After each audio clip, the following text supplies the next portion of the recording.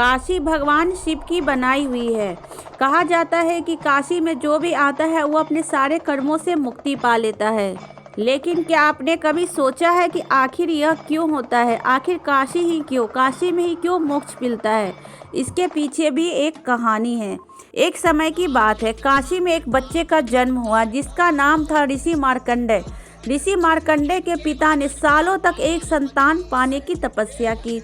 एक दिन शिवजी उनके सामने प्रकट हुए और शिवजी उनकी प्रार्थना को स्वीकार कर लिया, लेकिन एक ये भी शर्त रखी कि जिसमें शिवजी ने ऋषि मार्कंडेय के पिता से पूछा क्या उन्हें एक ऐसी संतान चाहिए जिसकी उम्र बहुत लंबी हो लेकिन वह मूर्ख हो, या फिर एक ऐसी संतान जिसकी उम्र केवल 16 साल हो लेकिन वह सबसे बुद्धिमान हो। तब ऋषि मार्कंडेय ने शिवजी से कहा कि उन्हें बुद्धिमान संतान चाहिए। भगवान शिव ने उनकी इच्छा पूरी की।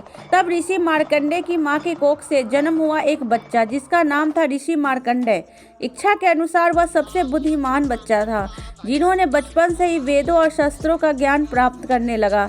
ये समय बीता और वह सबसे बुद्धिमान व्यक्ति के साथ साथ भगवान शिव के सबसे बड़े भक्तों में से एक भक्त बन गए। वह इतने बुद्धिमान हो चुके थे कि उन्हें अपने भाग्य के बारे में पहले ही मालूम हो चुका था। जैसे ही उनका समय 16 साल की उम्र को आने को हुआ तो वह कुछ साल पहले से ही भगवान शिव की तपस्या में लीन हो गए।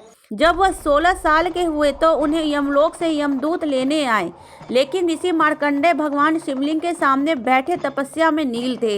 यमदूतों ने अपना पूरा बल लगाया, लेकिन वह शिव भक्त की भक्ति के सामने उनका जोर कम पड़ गया।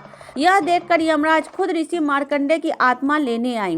तब वहाँ भगवान शिव क्रोधित रूप में प्रकट हुए।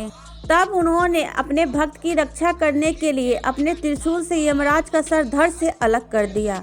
ऐसे ऋषि मार्कंडेय को तो नया जीवन मिल गया, लेकिन यमराज की मृत्यु हो जाने के कारण पृथ्वी पर मृत्यु और जीवन का संतुलन बिगड़ने लगा, क्योंकि यमराज के बिना किसी की भी मृत्यु होना असंभव था।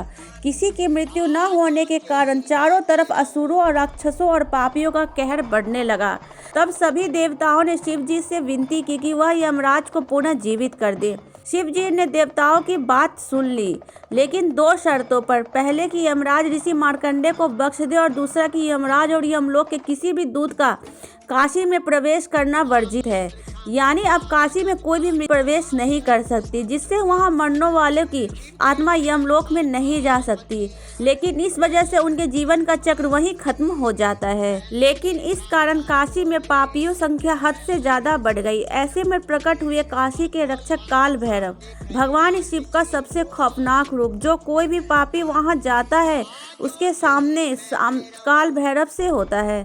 इंसान की मृत्यु से कुछ सेकंड पहले काल भैरव आकर साधारण मृत्यु से कई गुना ज्यादा दर्द देते हैं। जहां एक मृत्यु में 40,000 बिच्छुओं के काटने का दर्द होता है, वहीं काशी एक पापी की मृत्यु के समय कई लाख बिच्छुओं के काटने का दर्द होता है, और इस अनुभव को भैरवी यातना कहा जाता है।